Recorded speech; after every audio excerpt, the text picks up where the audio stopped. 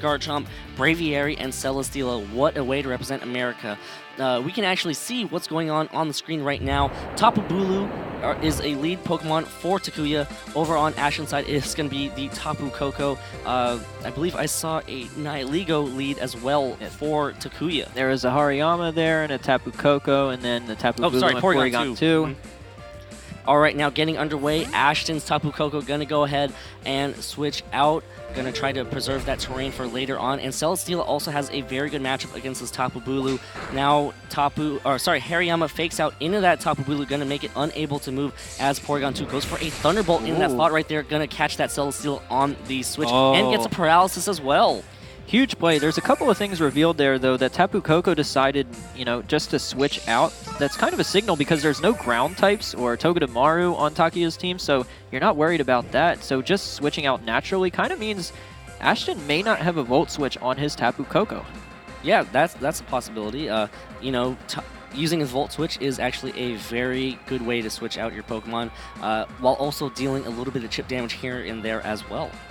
Yep, unfortunately for Ashton, though, that Celesteela ended up getting paralyzed. Great prediction there by Takuya, firing off a Thunderbolt into that slot. So a great turn there because Celesteela is very good against Tapu Bulu, but now with this paralysis, it's going to be a lot more manageable, I think, for Takuya. Yeah, and Celesteela has to switch out, does not want to get KO'd by the Porygon 2 as well. Tapu Koko switching back in, going to go ahead and change that terrain up, taking away the damage output from that Tapu Bulu with any grass-type attack. And here we go. It's going to be a Bloom Doom coming from that Tapu Bulu. This is going to do massive damage regardless off of Tapu Bulu's sky-high attack stat. Yeah, this has to be into Hariyama, you'd have to imagine, which should pick up the one-hit KO. Yeah, that does. Although there's so no much longer damage. the grassy terrain, so we'll see how this Hariyama's trained. There it is. The Bloom Doom connects with that Hariyama. The Hariyama barely hangs on, but the burn damage should be able to get it away and knock it out as the close combat connects onto Porygon 2, and Porygon 2 gets KO'd, so Hariyama really does its job. Critical hit. So yeah, that close combat was a huge deal, and that survival was a huge deal because Porygon 2, a threat, a very bulky Pokemon, has been KO'd on Takuya's side, as Hariyama hangs on with just a sliver of health with that burn, so Hariyama around for one more turn. That's huge, though, for Ashton. Able to pick up the one-hit KO onto Porygon 2. That's a very tough Pokemon to take out, especially without Hariyama. If Hariyama would have went down to that Bloom Doom, taking out a Porygon 2 with only Tapu Koko, Celesteela, and whatever Ashton has in the back is going to be very difficult. So Hariyama being able to hang on barely that turn was huge. And then the critical hit just to ensure you pick up the knockout onto Porygon 2. Don't let it fire off anything on future turns. So great turn there for Ashton. We'll see if Takuya is able to bring this around back in his favor. Yeah, of course, there is that option to protect just to allow the Hariyama to get KO'd from that burn damage anyways. So, if that's what Takuya is interested in, then he'll do that. Now Metagross takes the field for that fallen Porygon 2, and now both these Pokemon should be able to protect if it just wants to stall out.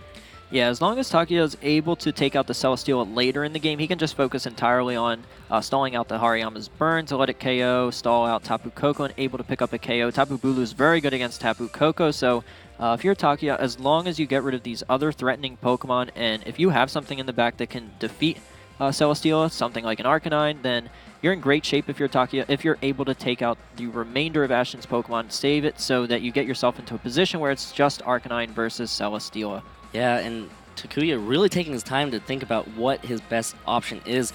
It looks like Tapu Bulu is going to switch out, going to try to save that grassy terrain for a little bit later.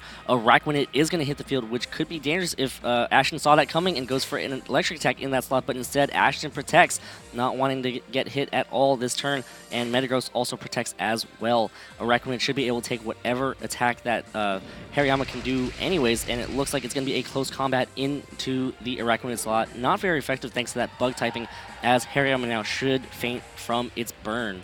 Yeah, but that's still big chip damage onto the Araquanid because Araquanid is really the only answer Takuya has to the Celesteela. Now, Celesteela is paralyzed, so that is also going to be big. Perhaps the Araquanid can now outspeed it, or maybe if Metagross has something like Zen Headbutt, you can either go for a flinch or a paralysis and try and win that way. So there's definitely still some outs for Takuya, but Araquanid definitely good against both Garchomp and Celesteela. Though this Tapu Koko inside the terrain, it's going to be great for him. If he can get Tapu Bulu back in and not have to face something like either a Fire Fang or a Poison Jab from the Garchomp, then Tapu Bulu is then going to be in a great position. Yeah, and of course, Garchomp, I mean, it can go for an Earthquake, but at the same time, you have to respect the Tapu Bulu switch in, and you want to make sure that you can do enough damage to that Metagross to knock it out without allowing it to utilize that weakness policy boost that it's most likely trying to get. Yeah, but if you're Ashton, you know that Tapu Bulu has to be coming in here. I think he locks himself into either Fire Fang or Poison Jab, whichever one of those he's carrying. Yep, and Tapu Bulu switches in right now, gonna activate the grassy terrain, gonna weaken any sort of earthquake damage possible, as it looks like Araquanid now is gonna protect itself, does not want to get KO'd just yet from that Tapu Koko, and it's gonna be a Fire Fang from that Garchomp, doing a lot of damage right there with the critical hit on that Tapu Bulu, and now it's gonna be 8 Gigavolt Havoc coming out from the Tapu Koko, gonna go ahead and most likely hit that Araquanid and also do a little bit of chip damage since the Araquanid did protect. Yep, that's going to be big. So smart by Ashton there to lock himself into Fire Fang. Very safe play there. Either you hit the Metagross, you might trigger the weakness policy though, so that is a little bit risky. But it goes for the Bulu, and that might be the KO, and it is. So Tapu Bulu faints from that Gigavolt Havoc. So Ashton doubling up into that slot, Fire Fang, and then pick up the KO on that Metagross. But it wasn't Metagross. But I'll take the KO on that Tapu Bulu anyways. Yeah, but that's huge. Ashton is in a really good spot here against the Araquanid and the Metagross, since he still has Tapu Koko, still has Celesteela in the back, and of course Garchomp, if he doesn't want to trigger a potential weakness policy with the Fire Fang, he can choose to switch out and come back in, and I think that might be something Ashton actually looks to do this turn. Down to the last 2 Pokemon on Takuya's side now. Ashton still with 3. The Celesteela is paralyzed in the back. The Celesteela not going to have that great of a matchup. Really, the Araquanid can outspeed and just hit it really powerfully with a Liquidation. Yeah, but you do have to watch out for Tapu Koko firing off an electric move into the Araquanid. Now there's no electric terrain to boost that, but it's still super effective, and you need this Araquanid to be able to take out the Celesteela. Yep, and Celesteela switching in for that Tapu Koko, gonna try to get back that electric terrain and later on. Failed. Yep, the double protect is not gonna be able to work as Garchomp goes for a Fire Fang and activate that Metagross weakness policy. So this Metagross is ready to go hit like a truck with 2 stages of increased physical attack here, and Metagross goes for a Zen Headbutt, gonna hit that Celesteela with 2 stages of increased attack. Celesteela barely hangs on with a critical hit right there, and of course that residual healing from that grassy terrain.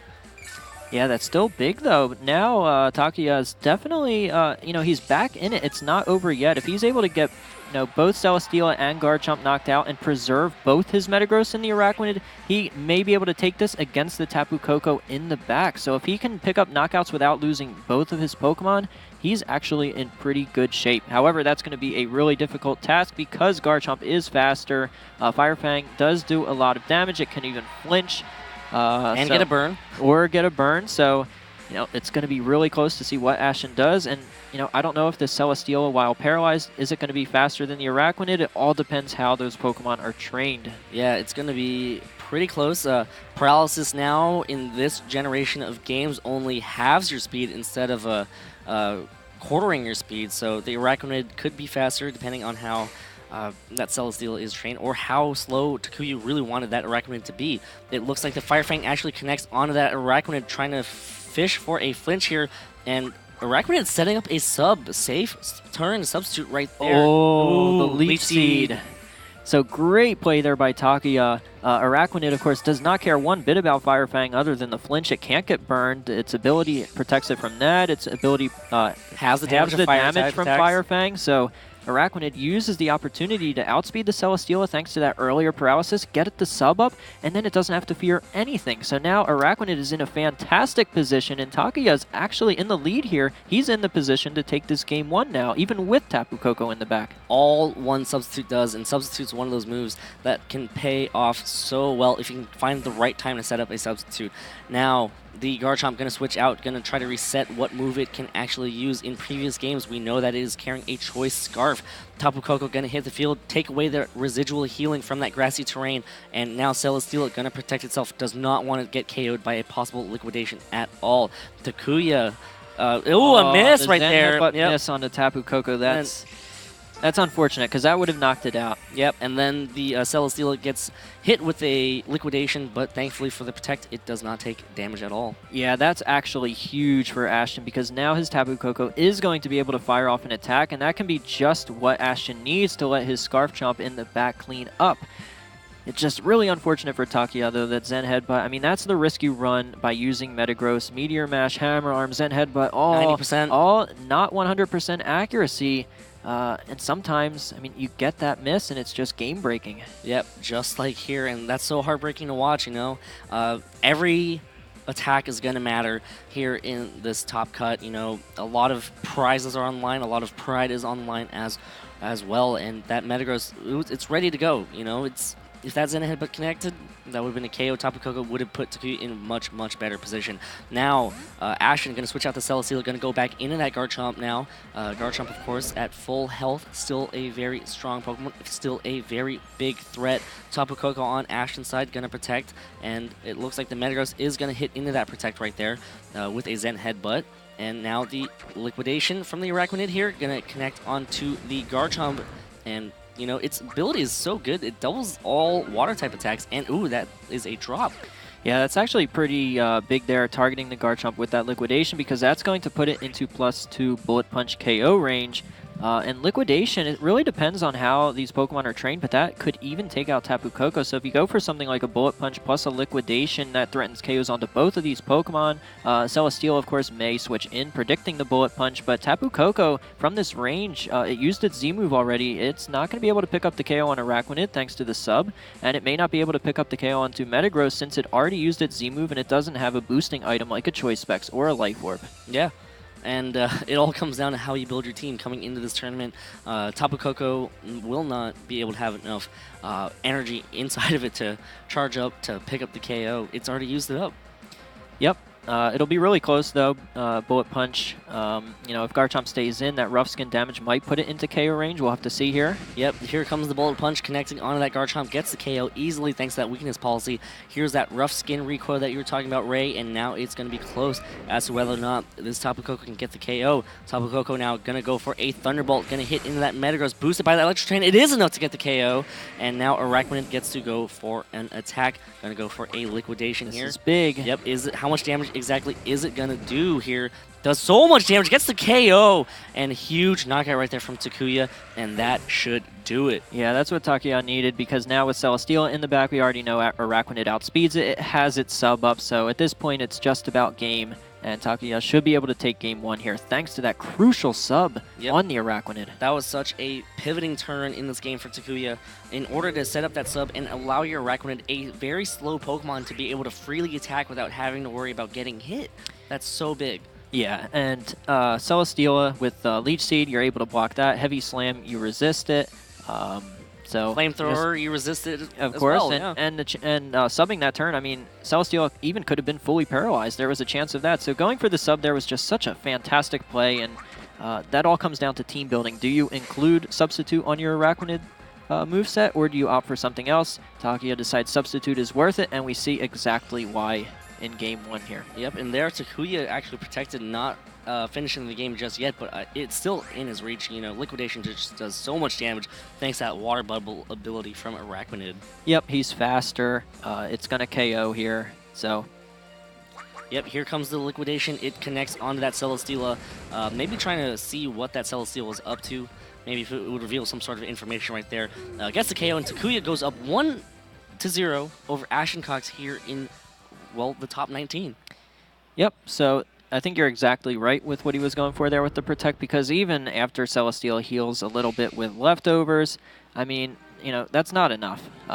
Liquidation is still easily going to pick up the knockout. Might as well try and scout a little more, see what Celesteela ends up going for. You can find out, you know, what kind of damaging move it has. We've seen, for example, from Barris, his Celesteela had Air Slash. I mean, maybe get to scout and see if it has Air Slash, because if it does, that definitely threatens Arachnid more in Game 2 and potentially 3. So, you know, you already have the Game 1. Might as well just scout for more information. Yeah, and you can see both players now trying to figure out how they're going to go and approach Game 2. Takuya just one win away from making it to the top 16. Ashton trying to keep his hopes and America's hopes alive in the tournament as well. Yep, so Ashton, one of 2 remaining U.S. players. He's down to the brink of elimination here, down 1-0. Tournament life on the line. But we've seen his tournament life be on the line before, and he managed to win. So let's see if he can do it again here. Yeah. Any adjustments that you think need to be made on Ashton's side here? Yeah, I think it's more just in the game itself. I think he was definitely in a position where he had pressure on his opponent. He had the board position. He was definitely in a good spot there until that substitute happened. So I think if Ashton played a little bit differently, especially now knowing that the Araquanid is substitute, previously he probably didn't know that it was carrying that, but now that he does, he can adjust his play.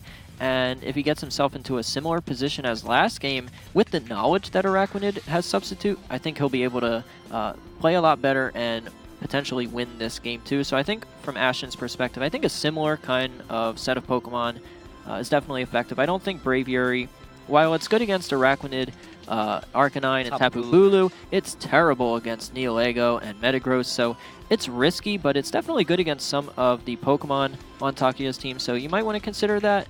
But Hariyama definitely put in work against the Porygon, but I think if there was something I was going to drop, it would be the Hariyama, but I mean, dealing with Porygon 2 is just so tough for Ashton's team. Yeah, and good information for Ashton to have is that the liquidation from Araquanid is a one-hit KO on that Tapu Koko. You kind of expected them to possibly survive that attack, but it was just a clean one-hit KO. Yeah, especially since you saw that Tapu Bulu had the Z move. That means that Araquanid probably didn't have the Z move. Instead, it may have had an item like Mystic Water, boosting the power of its liquidation. So you can kind of get some information from that damage roll on the Tapu Koko. And here we go, game 2 here. Ashton going to lead with Tapu Koko and Hariyama.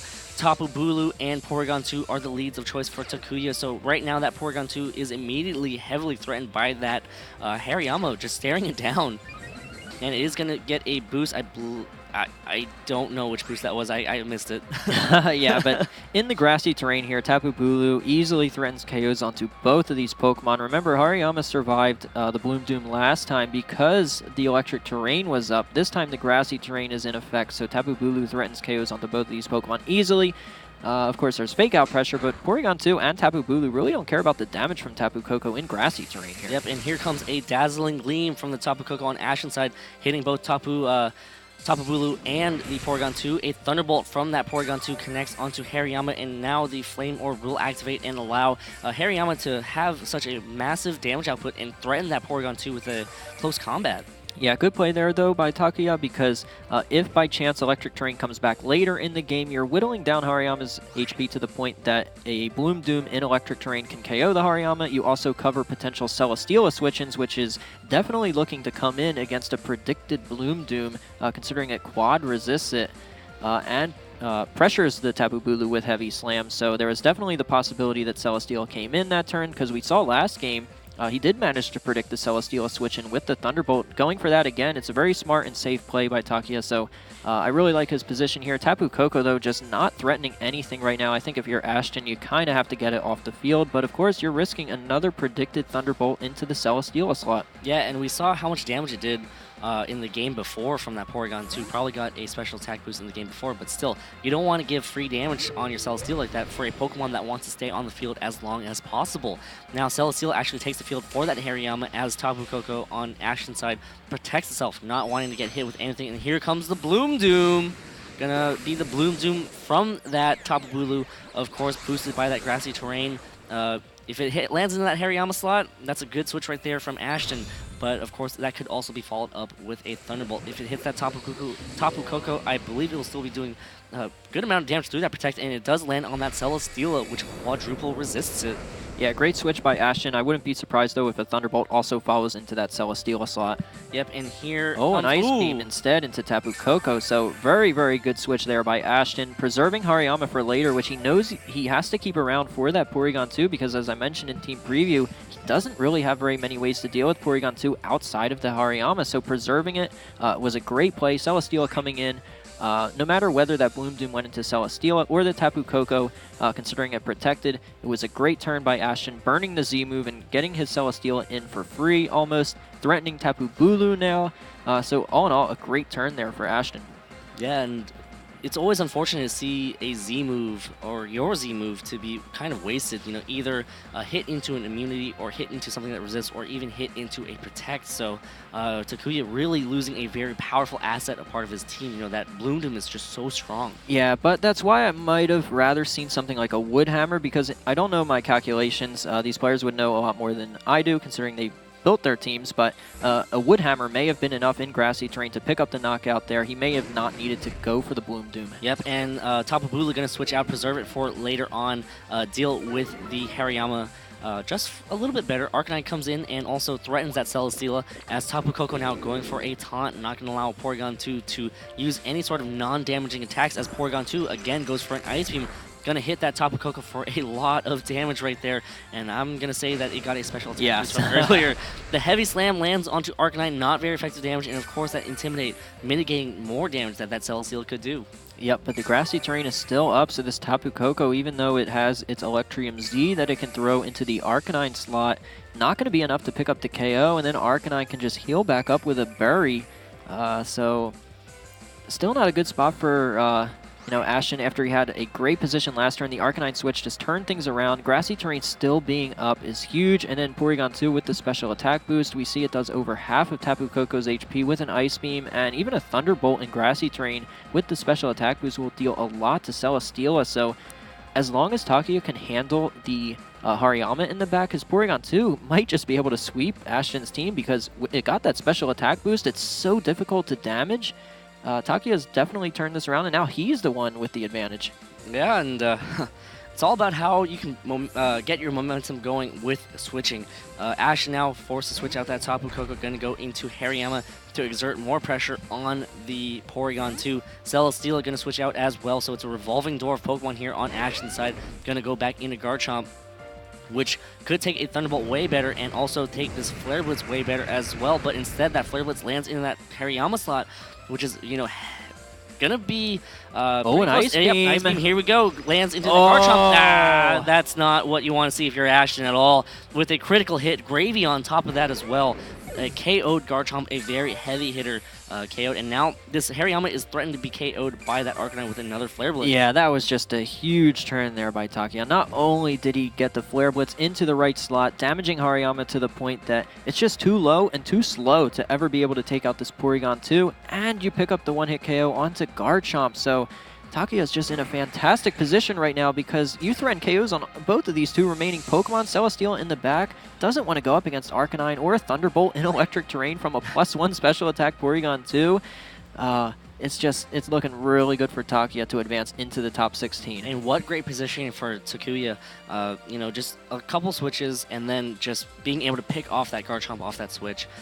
Simply amazing play from Takuya. Yeah, it was very safe though, because even a +1 special attack Ice Beam would have dealt a lot to Celesteela were it to stay in, but knowing that Ashton has Garchomp on the team, might as well go for an Ice Beam in case it does switch out, predicting the Thunderbolt. So great play there by Takuya. Very impressed with his reads this entire match. And Takuya is just one step closer to moving on to the top 16 to add to the Japanese contingency and their strength to try to bring back a World Championship title to Japan. Tapu Bulu going to switch in, going to take away the electric terrain that Tapu Koko loves operating in so much, as well as residually heal every Pokemon on field that is grounded. Now Tapu Koko protects itself, not wanting to get KO'd just yet by an Ice Beam from that Porygon 2. It looks like the Hariyama goes for a close combat into that Tapu Bulu slot, but thanks to that Fairy typing, it's not very effective. And of course now Hariyama whittling away at its defenses, and well, I think any attack will be able to KO it. Here's the Thunderbolt on Hariyama. It is enough to get the KO, and that should do it. Yeah, you've got Porygon 2 threatening a KO onto Tapu Koko with Ice Beam. The grassy terrain's up, so Tapu Koko's Z move isn't going to do enough, and then Celesteela in the back. It's just not enough for Ashton here. Yep, and now it comes down to this last turn. It looks like, Celesteela still comes in, but at the same time, that special attack boosted Thunderbolt from Porygon 2 should be able to seal the deal, and of course the Arcanine. There's an Arcanine in the back, so Takuya's got this under control. Yeah. That is so unfortunate to see. If you are Ashton, you were so close into making it to the top 16 of the World Championships, but still, that's nothing to look down upon, right? Making it to the top 19. you played your hearts out. As long as you play your heart out, you're fine. And here comes a Z move. It's going to be that Gigavolt Havoc from that Tapu Koko. Going to try to pick up some KOs here and there. So, well, still the chance for some crits. Yep, there's always a chance for a critical hit, Ray. There's no Rock Slide, though. No Rock Slide here as the Gigavolt Havoc comes out, and it is going to connect on that Metagross here. Really, Takuya really just does not care about that Metagross. I mean, if it got KO'd, Arcanine just comes right back in, right? Exactly. Yep, here comes the Ice Beam from that Porygon 2. Tapu Koko may hang on for just a sliver of health, but no, unfortunately for Ashton, Tapu Koko bows out of the tournament for Ashton here as Celesteela goes for a Leech Seed, but again, Arcanine can easily just come in. Porygon 2 can continue to throw Thunderbolts at it as well. Yeah, Celesteela, it's one of those Pokemon that's known for stalling out the entire team that your opponent has, especially, you know, in situations like this. It can literally 1v4. Unfortunately, not against a +1 special attack Porygon 2 with Thunderbolt. Unfortunately, not against an Arcanine. So, just unfortunate for Ashton, but he played great this entire weekend. When he was on stream earlier, even though he ended up losing that match to William Tansley, he was able to win in that round 7 do-or-die match to qualify for the top cut. That takes a lot of mental fortitude and a lot of skill. So Ashton, clearly one of the top American players this year, one of 2 players to even reach the top cut. So Ashton definitely had an amazing season, won an international championship, top cut worlds. He loses here, but he had a fantastic year. And Takuya sending in the Pokemon that should be securing that victory for Takuya, the Arcanine. Of course, it's going to be threatening that Celesteela with a very powerful Flare Blitz. Celesteela going for, I believe, a Leech Seed into that Metagross Protect, just trying to spread that seed for just a little bit more to be able to heal back up and maybe, you know, grasp onto that tournament life for Ashton. But again, this Flare Blitz is going to be doing so much damage. Yeah, Flare Blitz definitely does a lot of damage to Celesteela. Porygon 2 in the back as well. Yep, and of course, here comes a Bulldoze. Actually, see the Bulldoze. Going to go ahead and activate that weakness policy, you know, that core that a lot of players are preparing for in terms of Salamence, Metagross, or some sort of Bulldoze. Oh, the Hammer Arm missed? Yeah. Well, but again, the Leech Seed missed as well. Again, we always talk about it, right? Metagross, the downside of using Metagross, not all of its moves are 100% accurate. Zen Headbutt, Meteor Mash, Hammer Arm, they all can miss. Yep, unfortunately, but I think Takuya either just wanting to show off the kind of tricks that his team has, or predicting a Protect from Celesteela and decided to just want to go for the Bulldoze to power up the Metagross. And here we start to see the attacks. There's the Flare Blitz finally coming out into the Celesteela. Just about enough to knock it out, not quite, but Arcanine and Metagross combined are easily going to be able to take this. Hammer Arm misses again, though.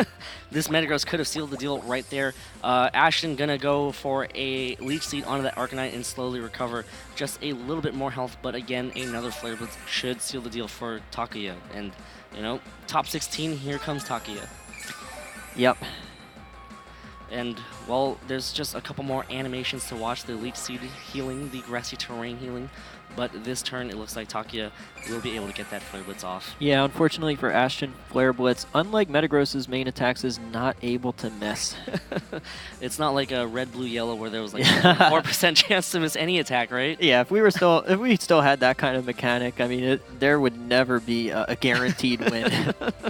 Yep, absolutely, Ray. And here it comes. Oh, Arcanine going to go ahead and switch out now. Going to switch into that Porygon 2 to go for a possible Thunderbolt. Going to go ahead and get another download boost. But again, it's not going to matter too much because the Celesteela cannot outpace the damage output from the Porygon 2. Even that Metagross with 2 stages of increased attack, and of course the Arcanine hiding in the back. Yeah, you know Celesteela is going to protect there, so just might as well switch Arcanine out rather than just winning, you know, as fast as you can. Might as well guarantee it. Switch the Arcanine out, prevent more Leech Seed recovery for Celesteela, get Porygon 2 in. Now you threaten a Thunderbolt. You still threaten the +2 Hammer Arm.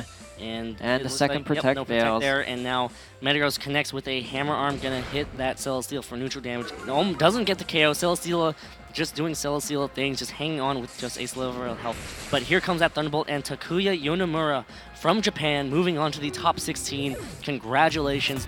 Commiserations to Ashton Cox, but again, you played a great tournament. Yeah, and he had a great season. As I mentioned, he had a number of really high finishes, had a huge amount of CP throughout the entire year, did great at the internationals, did great here. Nothing to be ashamed of by Ashton. He had a fantastic season, and I'm really excited to see how he does next year. Yep, and going back, looking at the entire set, as a whole. Game 1, huge. The Arachnid played such a big role, being able to hide behind a substitute and just work from